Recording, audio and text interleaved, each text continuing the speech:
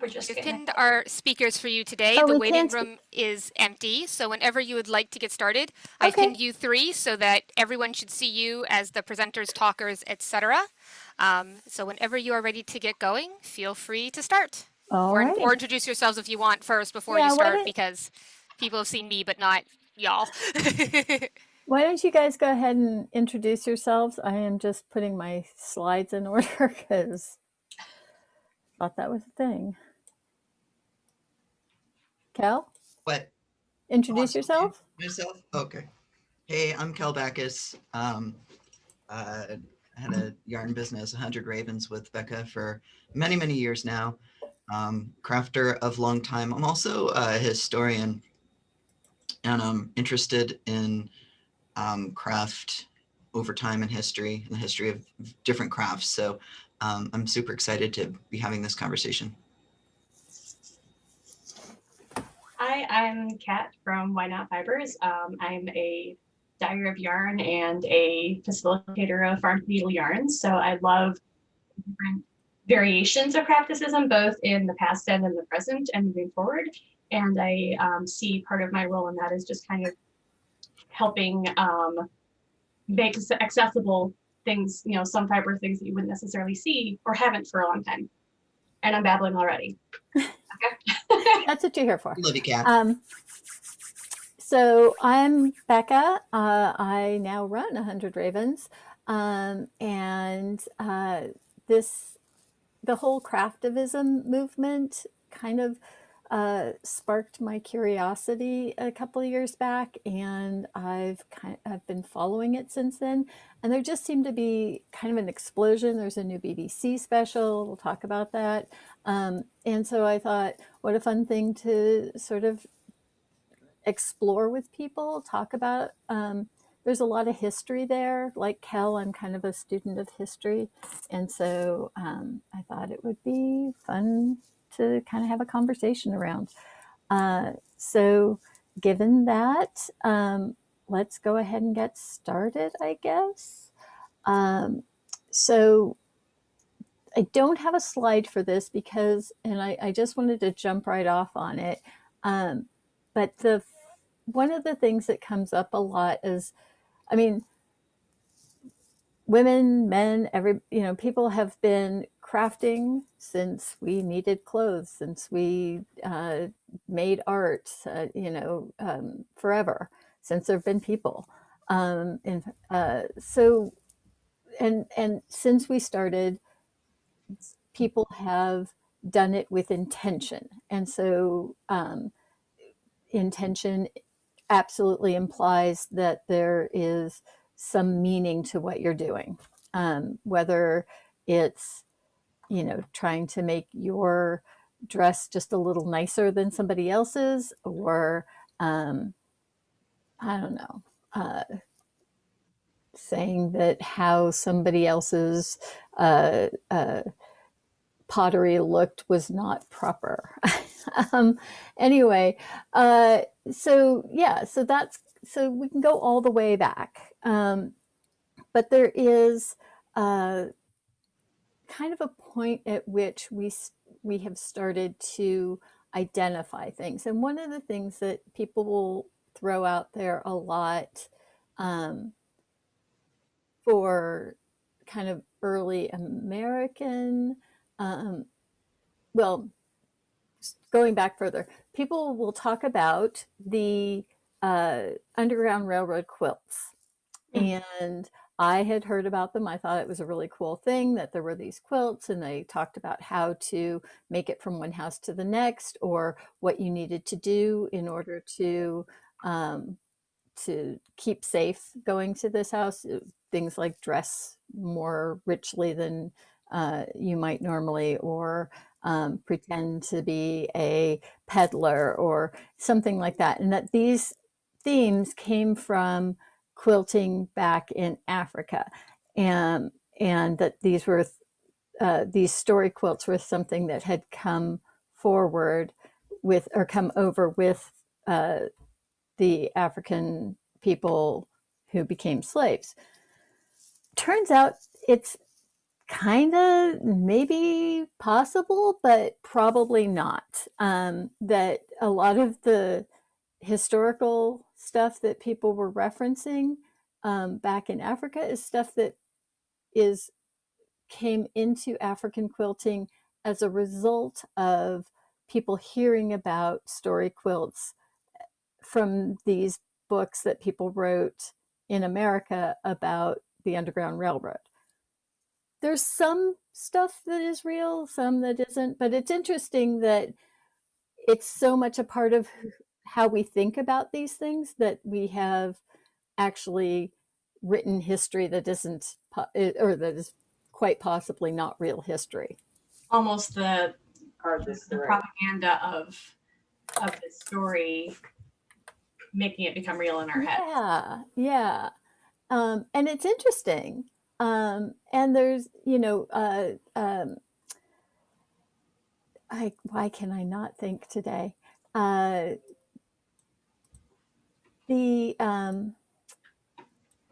Let's see,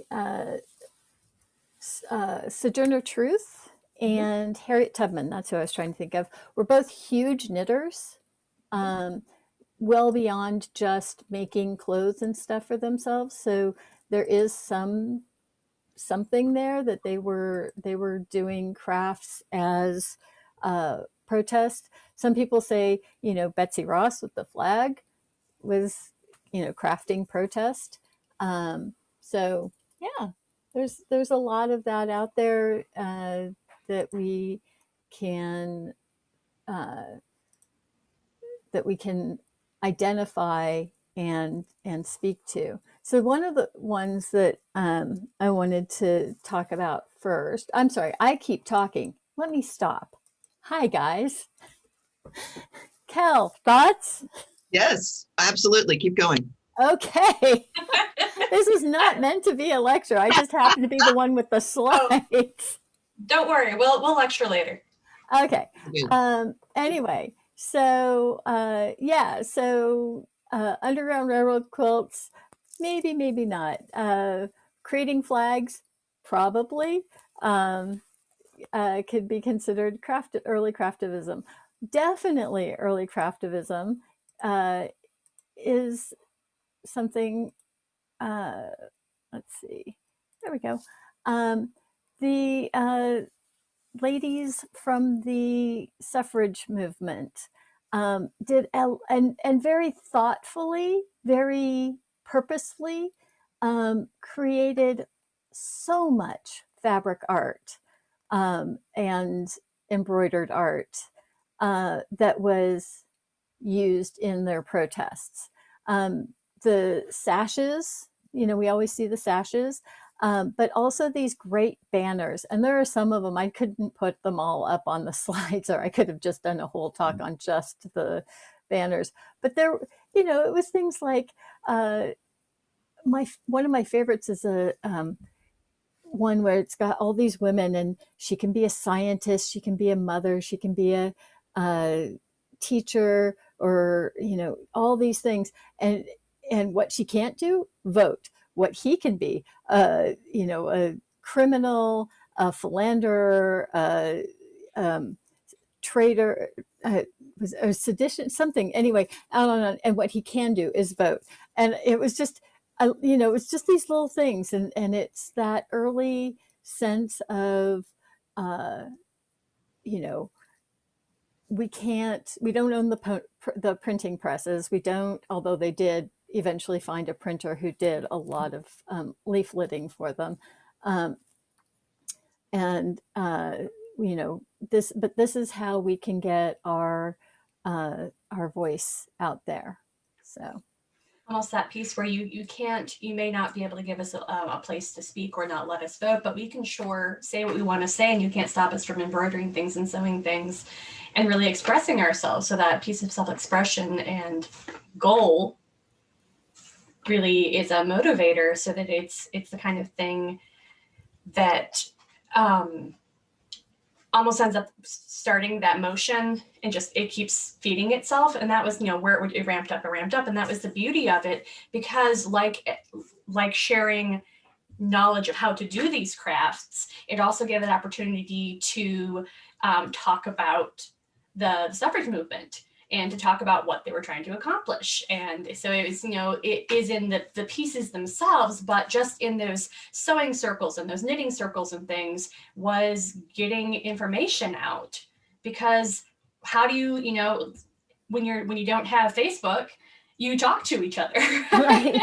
Right, exactly. So, Well, and this one, sorry, Cal, really quickly. I like this one. This is, of all the ones I could have picked, there were more clever ones and more famous ones, but I really liked this because it's local, right? So you would have a banner that was about your, that was speaking to your local fight. And I know some clever woman put this little sheep down here, but we all know it's also a womb.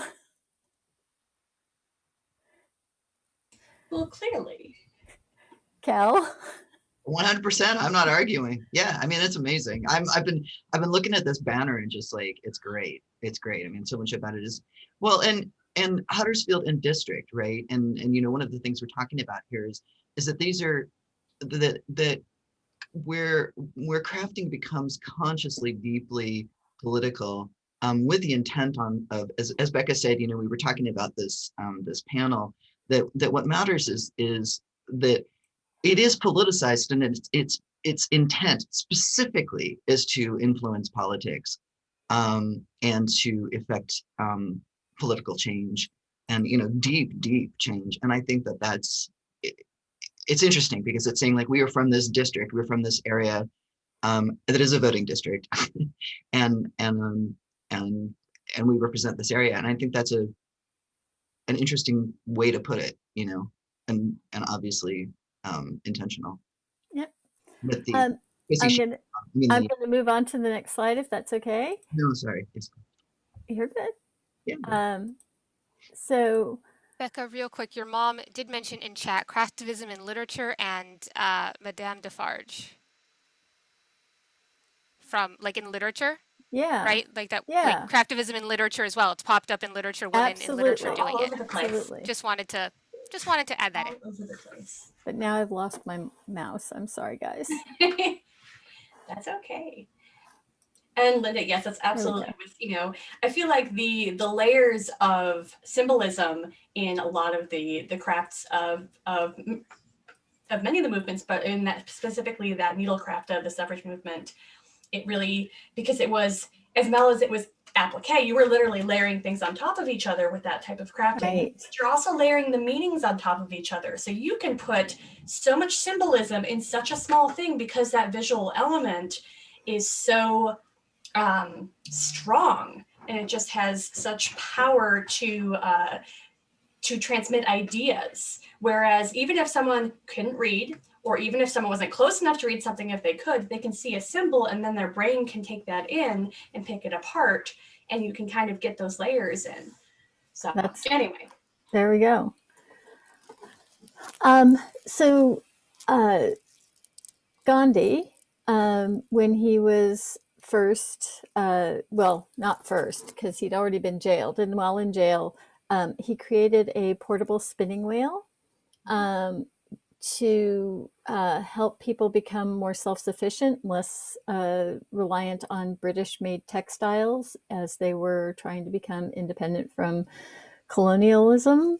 And so while this did not change the textile economy entirely in India, it did bring a lot of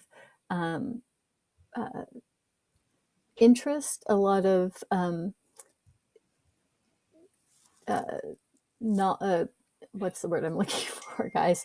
It did make people aware of the fight that was going on there, and help to by doing that, help to move things along for that protest. It was able to be used as a catalyst almost. Yeah. And I just thought it was really interesting that a lot of what craftivists, we'll see it more, I think, in later slides, but so, you know, we think of some craftivist movements right now as being very sort of in your face and a little loud, which personally I'm all for. But a lot of the craftivist movement is also talking about quiet activism, doing things alone in your room for introverts, for people who don't want to go and march and protest and stuff, where they can create things that then go out into the world and make change. This is kind of that. This is a very much more quiet form of protest. Definitely a very intentional one, though. Yes. It ends up being a foundational piece rather than a flamboyant piece. And both are necessary, but having that holding up the next step is so neat to see the bits pieces. Yeah, and I like that it's the design of a crafting implement Mm-hmm. as much as it is of the craft itself. The So, tools of the movement, if you will. yeah, yeah. I'm going to skip right on to the next slide. This is the Greenham Commons Women's Peace Camp. It was started in It actually hasn't changed the slide. Oh, I'm so sorry. There it is. Oh, there we go. Apologize. Um, I I pushed the wrong button. So this this started in '81 after, and Kel's gonna love this, a Welsh group, um, Of course. Women for Life on Earth. It was an anti-nuke movement, and it just started. They just showed up at the Greenham Commons and decided to never leave. Um, and and uh, part of what they started doing were these banners, and they used the materials they had there to begin with. They were stitching on blankets and things that they brought with them, and then slowly got more materials and stuff. And you can see some of these are a little more involved, but yeah, these were all created right there at the camp, and that was just, and it seems, I know, we always talk about, well, it's not just women who stitch or craft, and it's not just older women, but you'll see over and over again these early ones especially tended to be moms. It was that mom age range, that this was their means of protest, and I think that comes from uh, a little bit of that generation, maybe not being as encouraged to be vocal. Not like my kid. My daughter, my daughter's never going to need to stitch her words. She's going to say them out loud. So Carol in the comments brought up the Daughters of Liberty. Okay.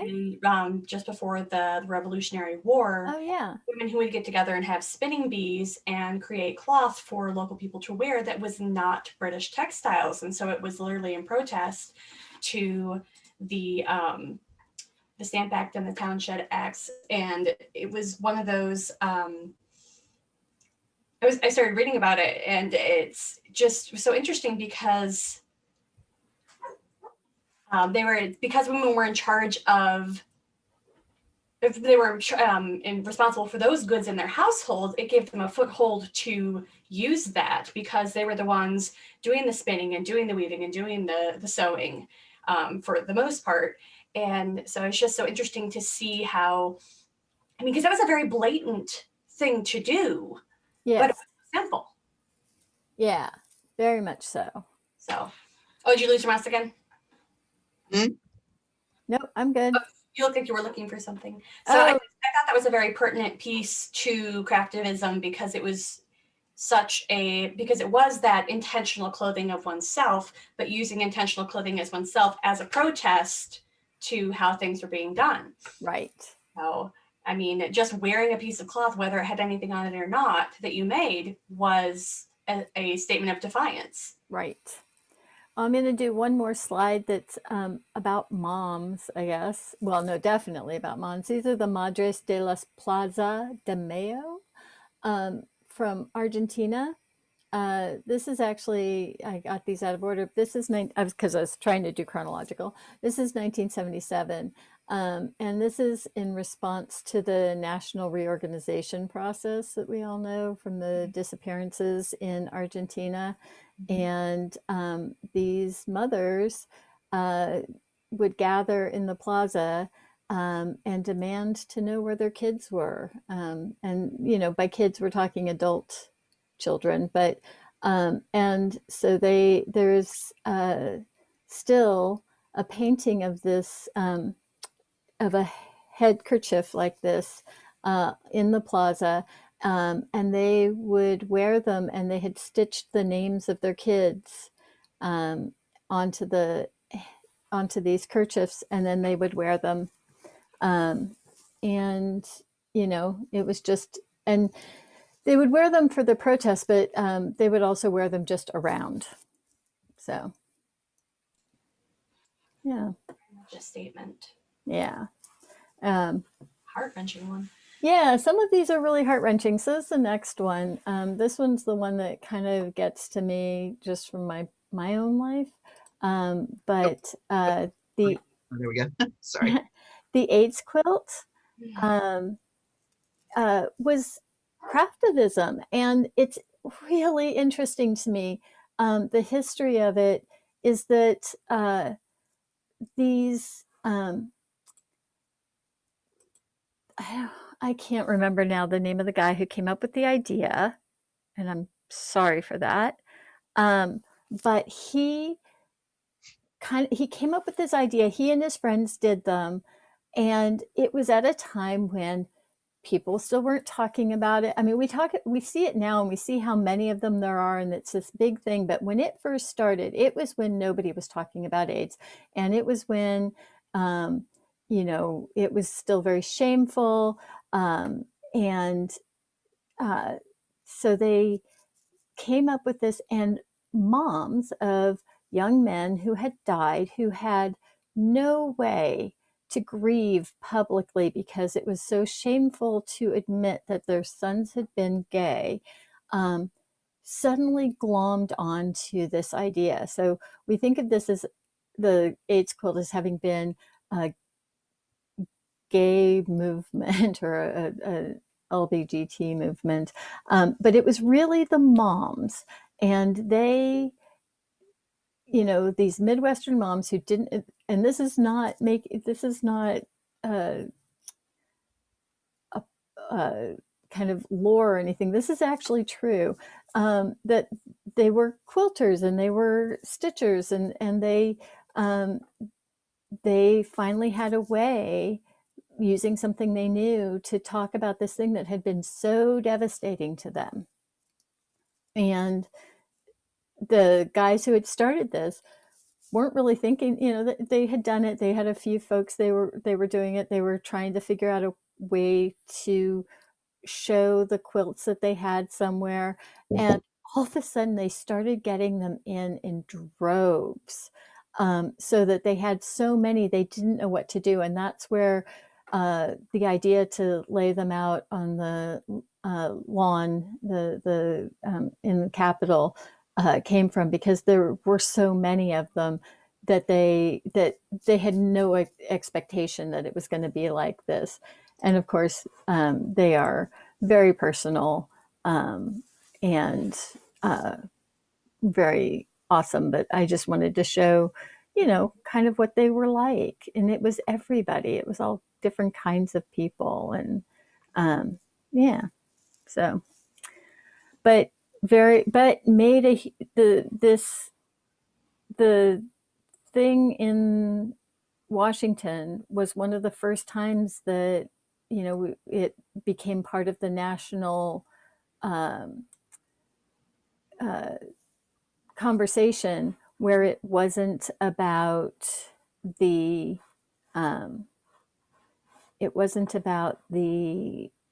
disease, but about the people. Not the people.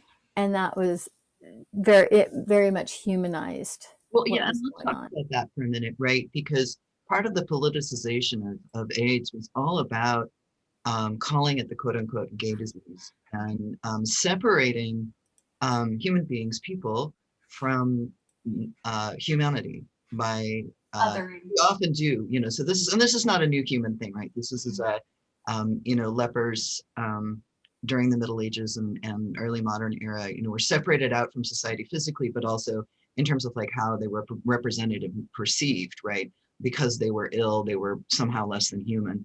And there were laws, similar laws to, anti-gay laws, and a lot of discrimination against lepers. And then we see it again that, in AIDS, this was an attempt to sort of dehumanize human beings and to downplay, of course, the actual medical severity of the virus and its implications for everyone. And what the quilts do is that they, as Becca said, they reconnect gay people with humanity, that their families lovingly reclaim them in these quilts, that their mothers say, these are not these, gay men over here in the bathhouses. This is my son, this is my brother, this is, these are people that are cared about and loved. And the whole idea of a quilt is a sort of, for us as Western folks, this is like a lifelong keepsake, right? That this is a symbol of something that we treasure, that we put in a chest, that we pass down. And the idea that you memorialize someone in this comforting keepsake pulls the whole thing away from death and back into the idea of family and that powerful symbol of reclaiming these individuals as people who are loved and who are covered and protected and part of families, and that their memory is sort of kept and held in this loving symbol. So it's just incredibly powerful.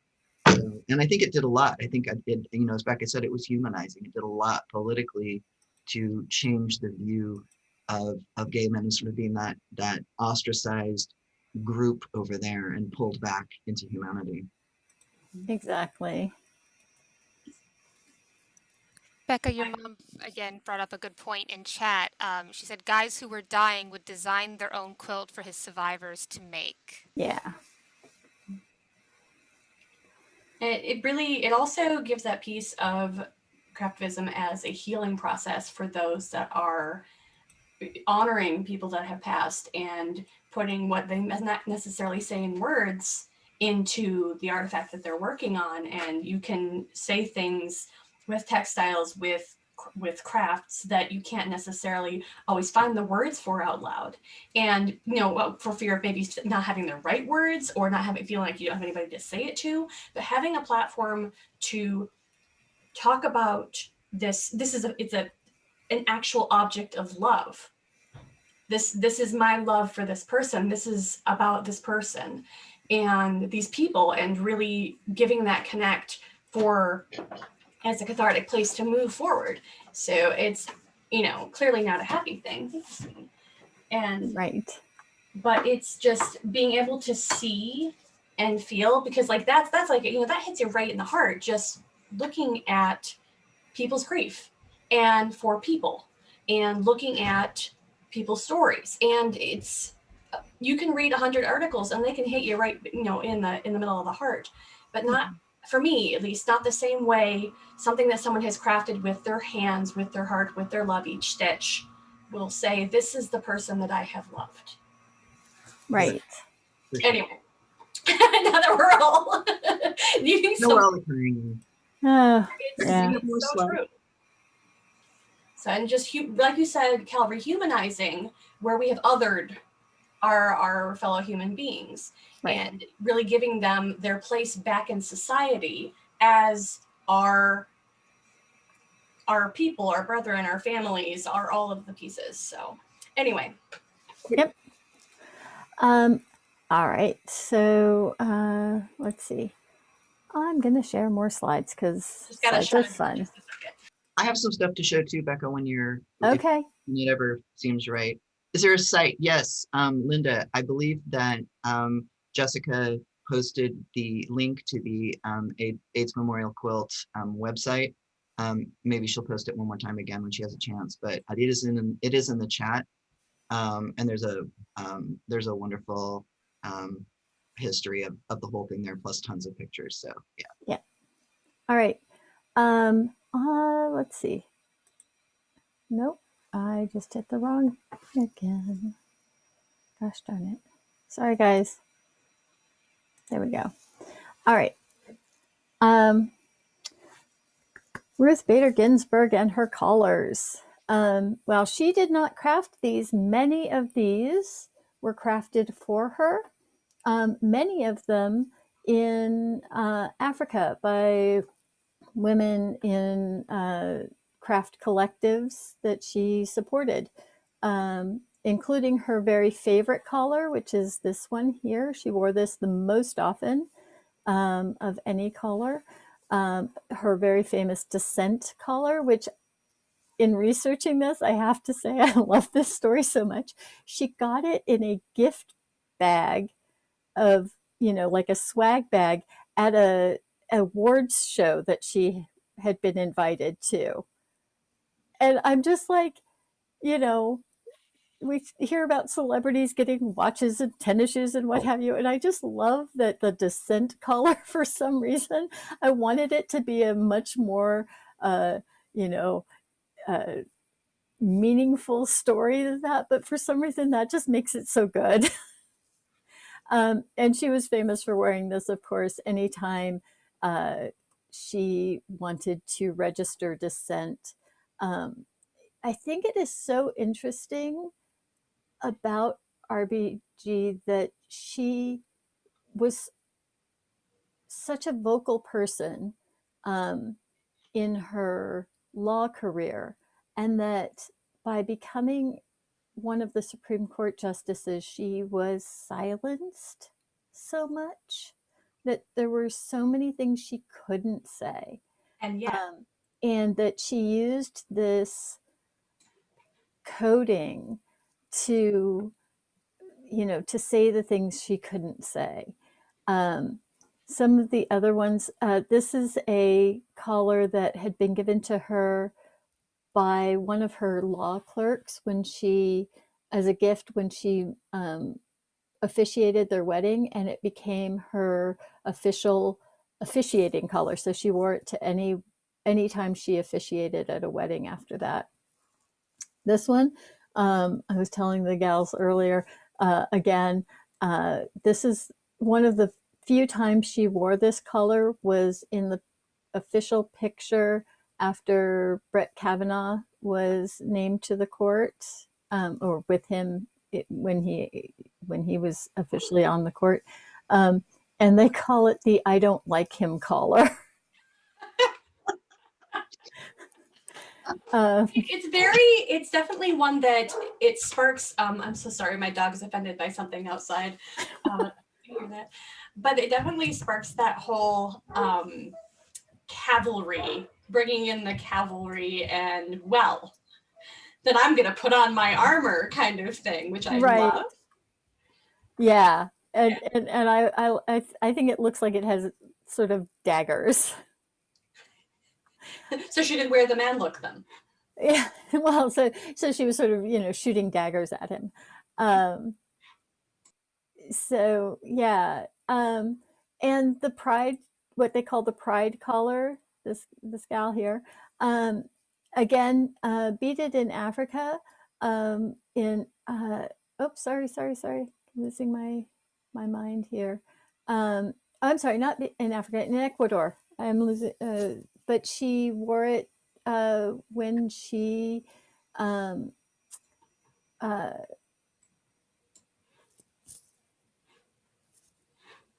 sorry. She wore it when she was being interviewed right before or in the year before the marriage equality was coming to the Supreme Court, and the reporters asked her, "Oh, is that signifying something?" And of course, she couldn't say yes, but then she kind of said yes.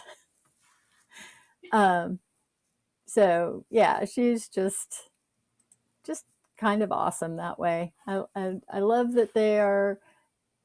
I love that so many of them were crafted by women in other countries, that it wasn't just about going out and buying a collar. It was, there was a lot of thoughtfulness to this. Anyway, except for the descent color. Although I bet you there was a lot of thoughtfulness about that too. Well, yeah, it kind of came It's just- around because, hang on, I think I've got the quote for this because I love this. It was in a,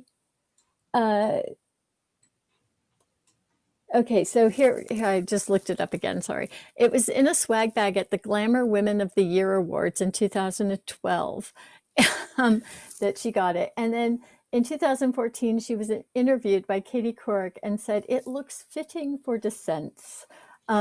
And she most notably wore it, well, she notably wore it for many descents that she had with the majority opinion on the court. But she also wore it the day after Trump was elected. Lots and lots of something I can't tell you for sure, but I think yes. You know, she was kind of the master at symbolism. Yes. And refused to be silenced even as her job required that certain things she be verbally silent about. And so, because that was not her nature. Right. Like I said, able to show her opinion, which I think that many of us can say what we're feeling without having to say anything, and really give a clear message of this is not okay or this is where I'm at without actually saying anything out loud. Again, right. It's that power of the visual piece. Right. Which I love. So, kind of in an avalanche in the last handful of years, craftivism has really kind of come to the fore. A lot of it has to do with the group Craftivist Collective in England. They've had a couple of big, well-publicized actions. And so I'm going to just show a couple of those because they're cool and they make pretty pictures. Pretty pictures, so we like pretty pictures. So the first is this was a thing they did with the World Wildlife Federation, and it was hashtag origami migration, and it was about saving wetlands that were actually a World Heritage Site that were very important to many migratory species, but one in particular was on the verge of extinction. And it was before the Spanish government to allow construction that would destroy the site. And so using the people, the many hands of the Craftivist Collective across the world and the World Wildlife Federation, they did the 1,000 cranes and made origami cranes and birds of all sorts, I believe. And this is in front of the Spanish Parliament. They also did an installation in front of the UNESCO offices. And this actually resulted in the Spanish Parliament voting not to allow the construction, which was kind of astounding. So they created habitat to support that habitat. Yeah. And so that was very cool. The other one that they are well known for is, sorry, I did the thing. Was a handkerchiefs to the shareholders at Marks and Spencer. And they delivered these at the Marks and Spencer's general meeting, the annual general meeting. They were each specially personalized to each of the shareholders, the 250 of them, giving messages to give a living wage to the workers at Marks and Spencer. And this one got a lot of media in England. It was kind of a big deal. They also handed out their own crafting kits to the board members to make their own. Oh, nice. Which I thought was, I don't know why, for some reason that, you guys tell me what you think, but I just thought that was a little extra, not dig, but just this like, It was yeah, quality. yeah, It really, like you too can be a craftivist. And well, they didn't actually, I thought that they, from what I had read, I thought that they had actually done it and voted, but there wasn't actually a vote. But they have since put a vote for the next annual general meeting to at least discuss this. You know, these things. We want more movement, but that's what we get, right? But it's, at least it's putting it out there, because I guess the big news from that is that many people didn't know Marks and Spencer did not sign on to a living wage for their, which is a big deal in England. So for their workers. So there we go. I think it's really, really neat. And again, a lot of people coming together, putting a lot of work in, and giving them that that kit. Like you said, it's them saying, "Here, you do your part," but it's also giving the opportunity to say, "You can be a part of this, not just do your part, but you are part of the whole." And I think that's a very important distinction there of not the us and them, but the you and I, and the we are. So, and Carol brought up the Poppies. Oh, Kel, I bet, was going to talk about this, because when we were talking before, Kel brought this up. The Poppies, absolutely. Kel, jump in. Yeah, so we don't necessarily think of the wearing of the poppies as political, but it is actually deeply political. Michael McRae wrote a poem which became sort of symbolic for, and I'm trying to get a copy of it up here, but he'd written a poem in Flanders Field in May of 1915. He was a field surgeon during World War I, and it was essentially an anti-war poem. It was not in any way sort of a rah-rah kind of poem. And I think that what's interesting about it is that, so to sort of, and I've got the story here, but there's this woman called the Poppy Lady, basically. Her name is Moira Michael. And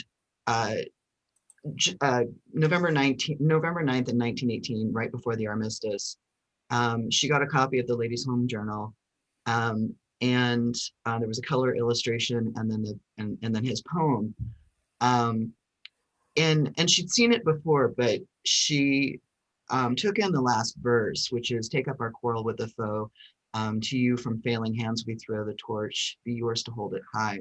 If you break with us who die, we shall not sleep, though poppies grow in Flanders Field." And she wrote her own poem, which was her vow to keep the faith with those who had died. And I mean, just remember that World War I was unprecedented because of the new technologies that were created for killing. We'd never seen anything like this before. And there was a danger, I think, as there often is, of this going unremarked. And I think that's what the poem was about. And I think that this was this pledge that she took, and it's called "We Shall Keep the Faith." And now, and the last line of that was, "And now the torch and poppy red we wear in honor of our dead. Fear not that ye have died for naught. We'll teach the lesson yet that ye wrought in Flanders Fields." And there's a reckoning there, and it's about that. And I think it's really easy to look at the wearing of the poppy as kind of it's okay that millions of people have died in battle because we remember them, but that's not the message. The message is no, it's really not okay. right? That there's a reckoning there. Don't do it again, right? Learn from our history. Right, and that and that's what she did. And so she decided to dedicate her life to this campaign, which was to keep the faith, essentially. And so this woman Moira basically just did this whole thing, and so it was recognized. Eventually, became recognized. She continued to do this project until her death in 1944, and people know her over the world as the Poppy Lady, and that's where this this tradition comes from. And for her, this was, it wasn't sort of a, oh, support our troops. That's not what it was about. It was protest the carnage, and that's what we got. Yeah. Oh, I'm sorry. It's good. But it's stopping and thinking about that, because a memorandum, but also a warning of, see how many poppies, I mean, this is a generation gone. It was just gone. Right. And that is not something that I feel like now we can even comprehend the extent to which that was affected everyone. And heeding those warnings, we're not always very good at it. So I love that you delved into both pieces, and I dropped both the poems in the chat so that you can. Oh, great. Because they're just so powerful, and they bring you into the space, into the time by reading them. And it's World War I is actually my husband's one of his favorite subjects as well, and the leading from World War I into World War II and causation, and I definitely learned more about world history from Steve, from my husband, than I ever did, ever. But it's just really, and he's actually the first person to ever ask me. I'm loving the comments. Kelly, I love your comment. He was the first person to ask me to make him a poppy, and so I knit him one out of this vibrant bowl that I had, and he wore it all around, and he talks about it in all different aspects of all, different facets of why people wear them, and then also the history, and really stopping and looking at that. Even just the small reminders of what has happened and how we can do things differently, I feel like are really important. I'm sorry, I'm babbling again. No, you're doing great. So I'm gonna jump back to my slides, just because it's what I've got here. But if there's anything else, the next big thing that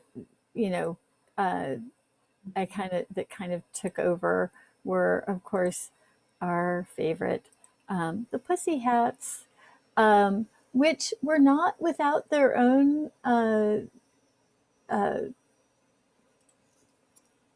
difficulty. So there are some folks who feel like the pussy hats were exclusionary, because not everybody's pussy is pink. And not everybody has a pussy. And so, and the organizers who kind of started the pussy hat movement have gone back and said, well, pink because of feminism. And, so these things are never easy. It's not always as clear cut as we just did a thing to protest. But I guess I wonder if it ever is that clear cut. Yeah, I don't think it is. It's easy looking back and saying this was a thing that moved history forward in a way.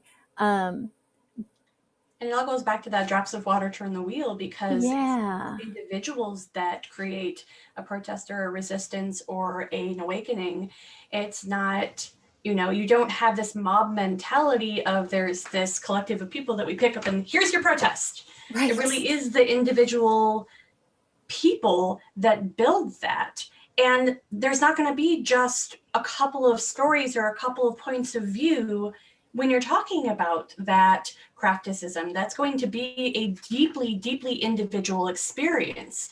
And that could be that someone's awakening and wonderful experience of protesting something and wearing a pink pussy hat can inadvertently injure another person who identifies as a woman and yet does not have these designated parts. I say designated with large quotes. Sure. That say, this is who you get to be. And so there's this there's not even a balancing act that you can do with when you're talking about such a big movement. There's Right. not one easy answer, and there's not one easy way of doing things. I mean, I won't say easy, one way, because it's never easy. Right. There's no easy when it comes to trying to build an equitable society. Well, and- and it's, go sorry. ahead, Cal. Yes. No, go ahead. I think that's really true. I also think that every act of protest kind of has a moment, and it's never clear cut. And sometimes that moment comes full circle. And we talk about Gandhi, and we talk about nonviolence, and then but he's also in some respects quite a problematic figure. Yeah. And that bears acknowledging. Can I jump in with a historical thing real quick, Beck? Sure. Go. I want to talk about, as we're talking, hang on, I had pussy hats up too, because I was going to talk about that. I wanted to talk about, as we're talking about sort of a moment of a thing and how craftivism sort of changes based on that moment. And Mom's here, so she can kind of help me out with this. But I wanted to talk about the history of kente cloth, Yes. specifically in Ghana, because it's very interesting how the production of kente cloth and its history there has kind of changed over time, and what it's meant in and around politics. And like I said, Mom can kind of help me out. But of course, Ghana had been under colonial influence for a while. Sort of everybody had been through there. And when Kwame Nkrumah came to power and was trying to essentially gain a national identity for Ghana and gain its independence, one of the things that he did was he deschooled all the tribal leaders who had tremendous political power in Ghana. And essentially his goal was to sort of equalize the playing field, and by doing that, taking away sort of all of this traditional tribal power that everyone had. And so these identifications of region, of area, of kente cloth, depending on where you come from, the patterns change, the colors change. It's very personal to regions. It's very personal to tribes. And then as religion factors into it, is also personal to religion. And he eliminated all of that, and it went away. And you can say, well, wait a minute, Nkrumah took away tribal identity from Ghana, but in order to unite Ghana, that is what he felt needed to happen. And in fact, it did help.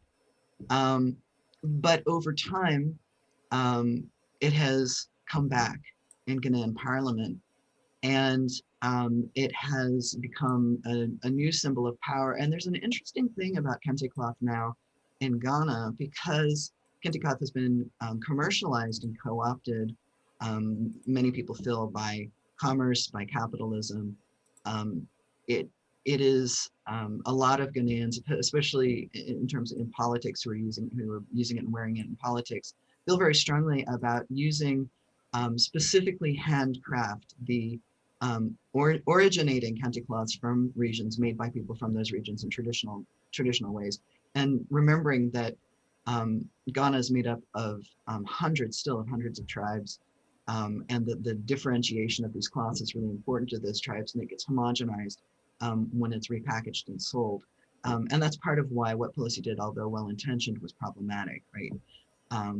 And that a lot of the women in particular are very particular about only wearing handcraft kente from their local regions by their local folks with their local symbols on it.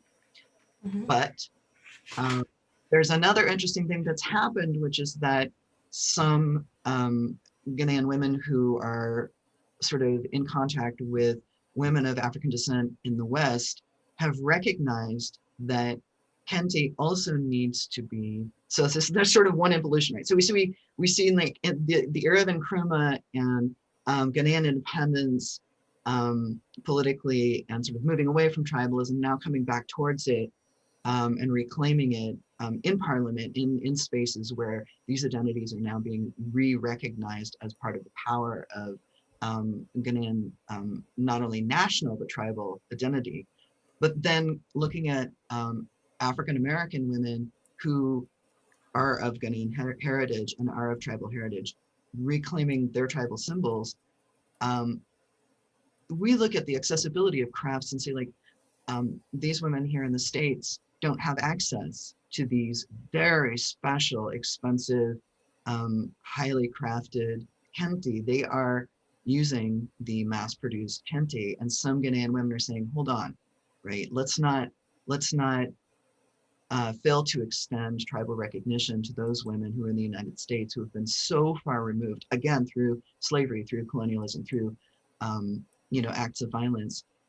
They're handing back kente and saying, like, no, let's reconsider our idea that only handcraft expensive kente is the way to go, because that lets out these women who don't have access to anything else. And I think that whole sort of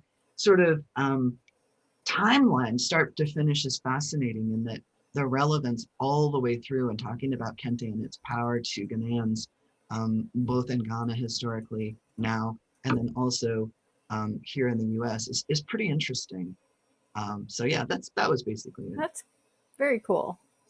We had a question in the chat, going back really quickly. Kat, do you want to? So Sandra asked if doesn't the pussy in Pussy Hat refer to what our former president had said about women? Kat? Now I'm going to go from my point of view there, because that's all I can do.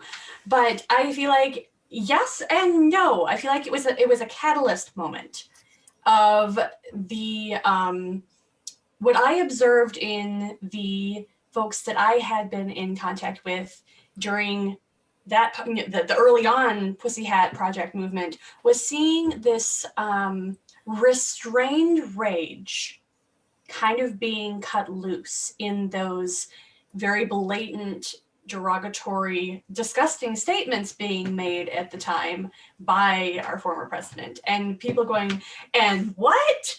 But so much more than that,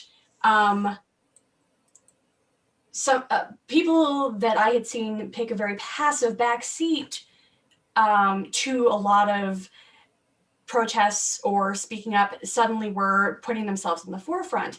Now, like you said, this entire movement has it's not like it's over. It has had its troublesome parts, and again, it's such an individual thing. But I really feel like that was something that almost was like the snapping of a tether of a rage that had been not considered appropriate or allowed in some spaces.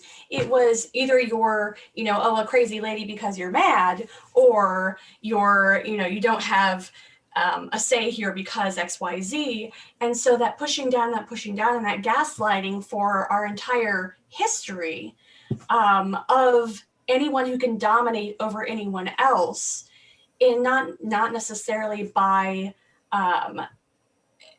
anyway, I'm going on a tangent. No, like well, and yeah, snapping of a tether in a lot of ways. That's how I felt about it, and a very tangible thing to say, you know what, screw you. Well, but it is. I mean, I think it's a direct reaction to gynophobia. Right. Right.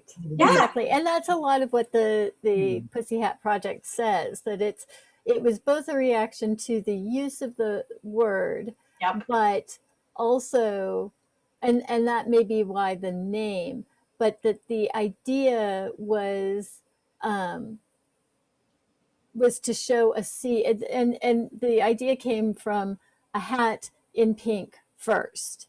And so it was a way to show a sea of women, of femininity, of a physical manifestation of ourselves, right. And I'll renouncing that. I'll show you, pussy. I mean, but Yeah, right? Exactly. like, yeah, you want to, Or the pussy grabs back and the different parts and pieces of that. And Yeah. because that word is so stigmatized that it's, Right. oh, you just, it could also Yeah, be. there was a lot of pearl clutching about the Access Hollywood tapes when that came out, about just the fact that that was the word that was used. It was not about the word, but it was the vulgarity of it, right? The perceived And crassness it was more used about the vulgarity of it than the in- act, than the than about the assault of it. yeah. Yeah. It's Well, and it's interesting too. I was at the barber, and my the hairstylist said that she didn't approve of the pussy hat. She said it's just so disgusting. Like, why would people just wear a a, a body part like that out in public?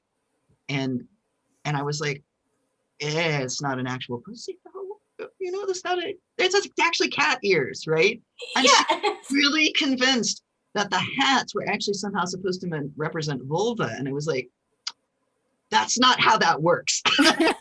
Do you know what your vulva looks like? Let me show you my phone, and I'm going to show you what that looks like. And you know what I'm saying? Like, you know. I actually encountered a friend of mine who was absolutely appalled that her mother decided to go and participate and make a pussy hat. She's like, do you realize, Mom, that you're putting a vagina on your head? She's like, no, honey. No, honey. But it was so interesting but it also sparked those conversations. Right. The conversations that are so considered taboo, again, the big quotes, with words that are considered crass or unsavory, with parts that get socially acceptable terms for parts of our bodies that some people consider unsavory. And it's like, really? Really? Yeah. So absolutely. yes, slogans and symbols. Oh, I'm loving all of the chat comments. This is so great. Yeah. Go ahead. Go ahead. No, you're good. I was just gonna say the last thing that I had was just the number of patterns and projects that have come out in the last few years, and not just around politics, although also around politics, but and a lot of it driven, again, I was saying that so much of this is that mom group, but there's also a lot of it in the younger community, that craftivism has actually been kind of adopted by this younger generation. I said my daughter would never need to do crafts to speak her mind, but she certainly does. Like, she's an artist, and a lot of her art is very political. Well, she made a whole bunch of patches. She went through a patch making. Oh yeah. And one of the patches, I'll never forget. One of the patches was a painting of a glass with pink water in it, or pink liquid in it, and it said drinking the feminist juice, and then she had a all cops are bad, an ACAB patch, that these were highly political patches. So yeah. What some people will consider, thoughtful or inflammatory statements, depending on where. We've gone over, and we gotta wrap. Okay. Yeah. So I will say one funny thing that my daughter said to me about the word pussy is that she was reading an older book, and someone was referring to someone else in as an affectionate term as a pussy, meaning a kitty cat. And she's like, Mom, I wish that word hadn't, how did she put it? Something along the lines of hadn't taken on a negative connotation is really what she was saying, because it's a cute word. And hearing her read this book and talk to me about that, it really just was gratifying to me to hear her stop and think about how words are used and changed and evolve over time in what they're used in context with. So anyway, there's my 2 cents on that. Yeah, and we're actually okay. Well, it looks like the 2 o'clock link is not working because we're. Yeah, but that's for our 2 o'clock This is tomorrow. that's a separate link. Our meet and greet is tomorrow on Sunday, not today on Saturday. And the link provided for this Zoom is different from the other Zooms that are happening as So part if of NETA somebody Spa, wants, because I provided this link to the spa people myself, and it is not off of Yeah. their account. This so is if off of my they account. have so. something else going on, if people want to go off to that, we understand we're running over. Yes. But our meet and greet is in yes, fact our tomorrow, other 24 link- hours from now. Your time. I guess I'd be curious as if anybody has any particular questions or things they Sandra had her hand up, actually. say again. Sandra had her hand up, actually. Oh, You can unmute yourself or type in chat, whichever you would prefer, Sandra. Oh, no, I did not. I actually have to go. But thank you. All right. This was That's wonderful okay. discussion. I learned so much. Thank you good. so much. really good. Another word with the connotation has changed over time, gay. Oh yeah, And all of the different layers of that piece there. yeah. Yeah. Good question. I'm Oh. gonna, if it's okay with everyone, I'm gonna jump in with what I was talking about and share this slide. Yeah. So this young group that I only know about them because they approached me at a show, the last show I did before COVID, actually. Oh, wow. And it's called the Tempestry Project. They're amazing. What they are doing is having people knit or crochet, temperature quilts, only they're doing them with scarves. And they're doing historical temperatures versus today. And showing what the difference is so that people can actually see. And they're not just doing, because there's always the argument 1 year to 1 year isn't a scientific thing. So they're doing as many years as they can for a single location to show over time. And it's kind of amazing. Anywhere they can find the records of the temperature day to day, they're doing these things. Talk about a tactile representation of that. And they've got several installations that they've done. I didn't get a slide up of this, but I think there are 2 actual museums, children's museums, that are specifically Craftivist museums where kids come in. They do, is it Aztec or Incan? I can't remember now, but the knot tying that used to be done in Central American Native communities to as public records. They've discovered that some of them were like tax records and stuff, but they did these intricate knots that mean different things. Had a good point. The Stitch in Time sound like another good project for the National Mall. Yes. Especially the more and more locations that they have, that'd be really just fascinating, I think. Sorry, I didn't mean to interrupt you. No, you're great. You're great. And like I said, I hesitate to say that it's taking off right now because I think that it's always been there. And that, like with so many things, with social media, with more 24-hour news and stuff, it's just we see more of it now. There's more accessibility too. Yeah. And I definitely see a piece of the millennial generation specifically where so many of us, I'm kind of at the early end of that, but I still fall under that. I'm like some donut generation or something. There's some weird term that's where I'm at. But one thing that I have seen is with groups such as the one at Stitch in Time is we've had hammered into our heads for years and years and years, go to college, you'll get a job. And along with that is some devaluing that has happened in the brain of these hands-on maker abilities. And then what I'm seeing more recently is people coming out and kind of almost like shaking that off and saying, no, but I can. And that tethering again of what you should, coulda, woulda into what you can create, and this piece of self-exploration and creativity that is both healing and moving forward in our younger, Yeah. our upcoming, I should say, generations. And there's some, I'm trying to think of the word that I'm looking for. We've taken off our rosy tinted glasses on a lot of the things that we thought we were going to be able to individually maybe accomplish, and kind of edge back towards the underpinnings of our history that we can affect our future. And I'm trying to find the right word for what I'm trying. It's gone, but really seeing that resurgence. I actually am seeing a resurgence, not just on social media, but in what my kids and I call the olden times, when we used to go to knit night.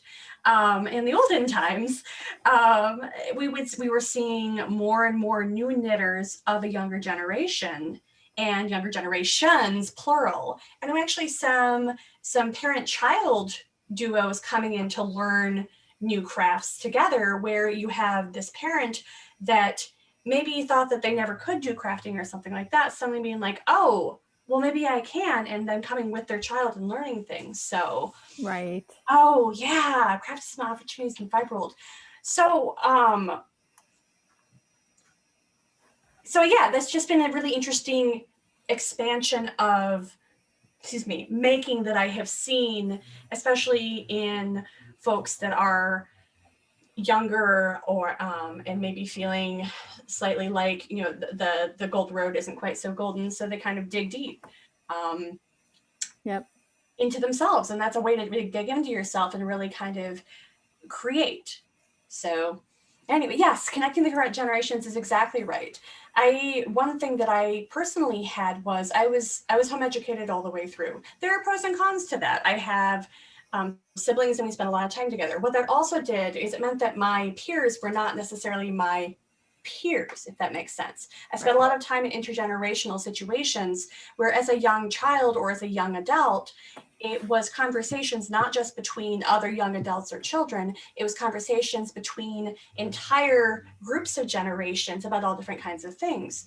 And I'm seeing that more and more in the mainstream of things not having to be generational, where they are connecting, and it's less of the S and them again, and the how did you put it earlier, Kel? The calling in rather than the calling out.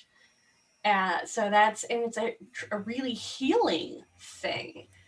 I think that, we end up with both pieces of that in different places, but it's just a really cool evolution that is happening. Yeah, I agree. So the last thing I have, hang on, sorry, I can't see around what I'm doing here. Oh dear. There we go. One more. That's it. Too many things on my computer. All right. So where I was going with that is, in addition to the showing off the Tempestry project, because I just think they're cool, was talking about how many patterns there are out there now. And you can find them just looking up keywords, even just Craftivism. There's a ton, and they come from both sides. You can find stuff for supporting things that aren't necessarily what I might support.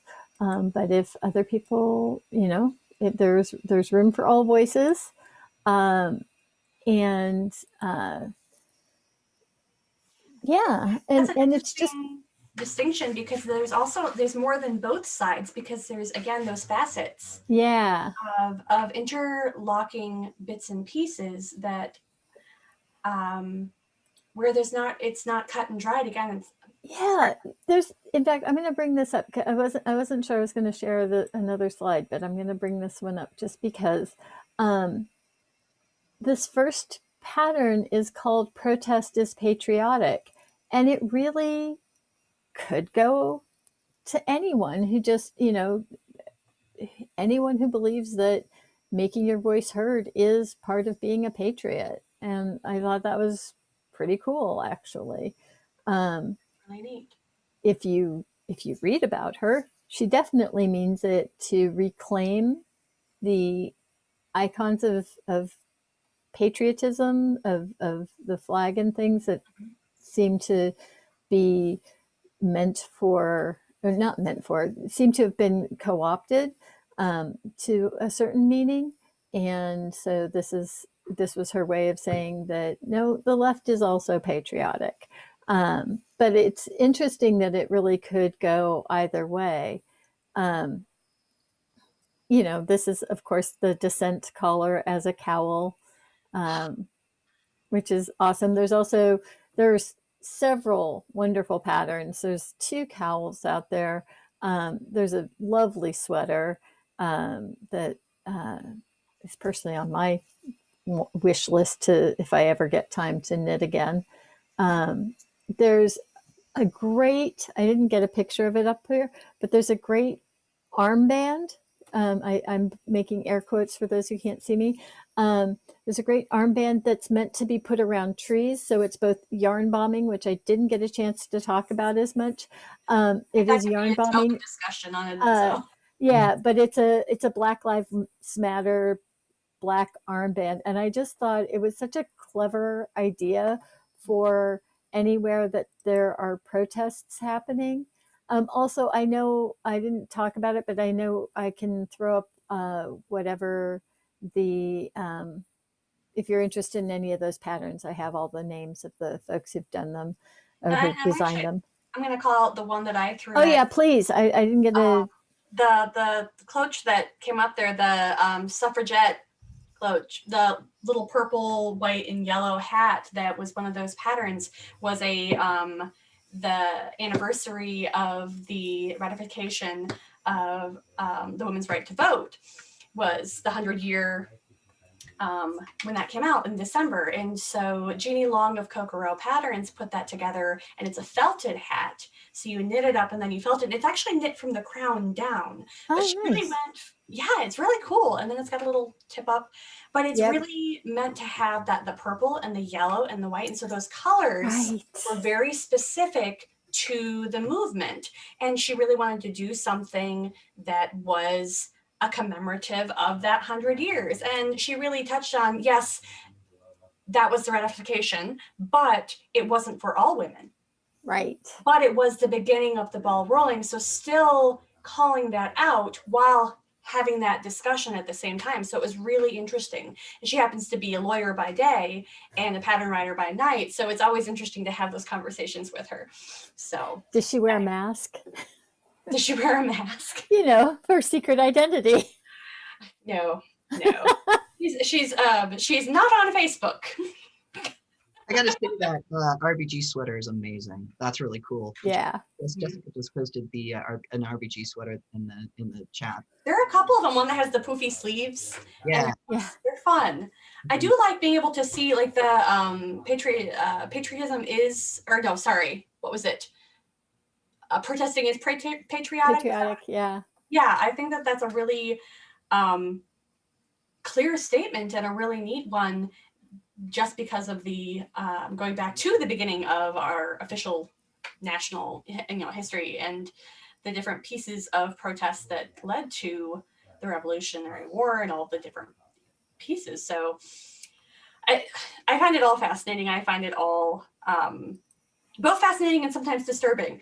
So it's that combination of being elated by the information that you can dig up, but then also realizing the human cost of so many of these things in our lives and in our history. So I think and I didn't get there are a couple of great yarn bombing pieces that were actual protest.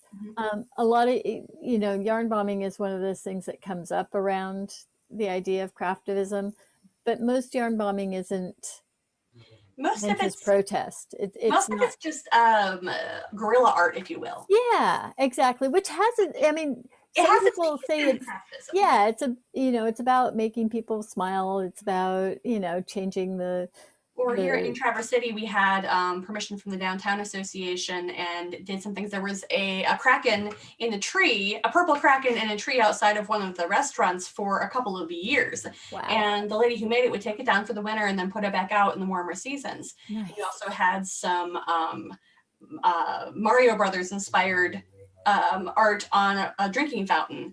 So it was just, there were some really fun, creative ways that people had gone out and done this, but they had done it in such a way that it was an installation rather than a guerrilla art installation. So it's just, there's so many interesting pieces there. Yeah.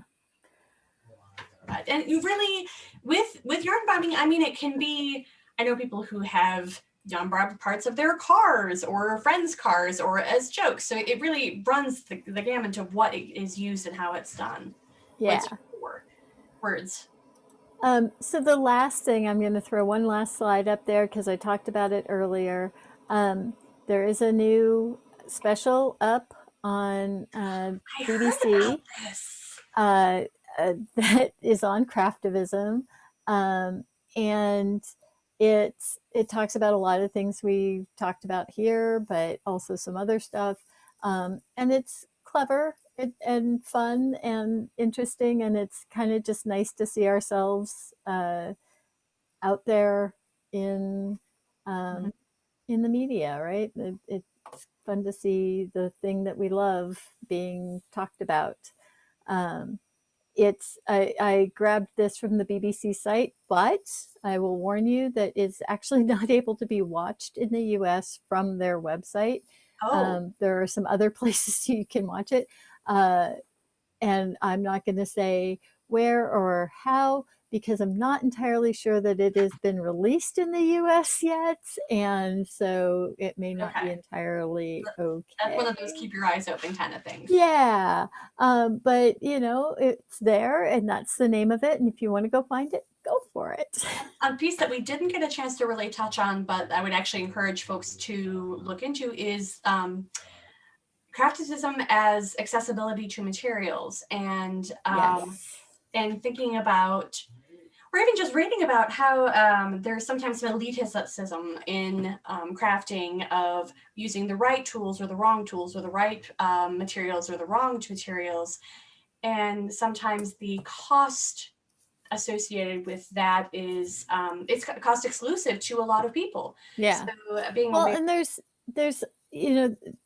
I didn't want to get into too much of this because it's not quite on topic, but there's no. I'm not saying we shouldn't. I'm just saying this is why it wasn't in my slides, but there's a lot of that classism of knitting versus crochet, and that knitting was something that crochet was something that has been used more throughout history because it was to make household items. It was for useful goods, whereas knitting really had its resurgence in the 60s, 50s, 60s Vogue magazine kind of era, where it became more elite and more of a specialty item and more of an art thing and more of, that sort of thing.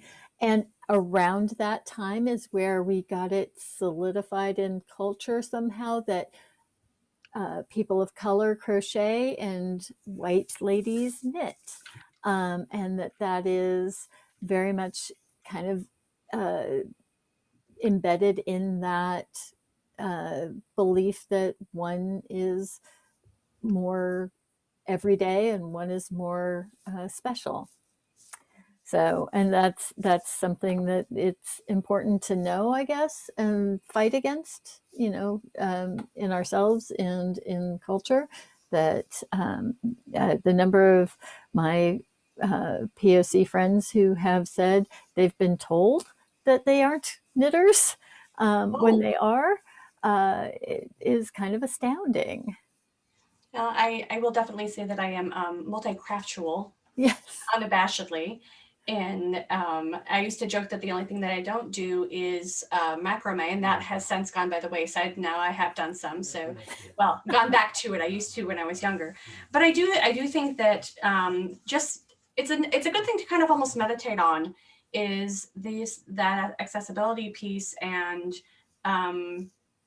assigning levels of elitism to crafts. Yeah. And that it happens, and being aware of it just being aware of it can help you stop and step back and say, oh, I've had that thought.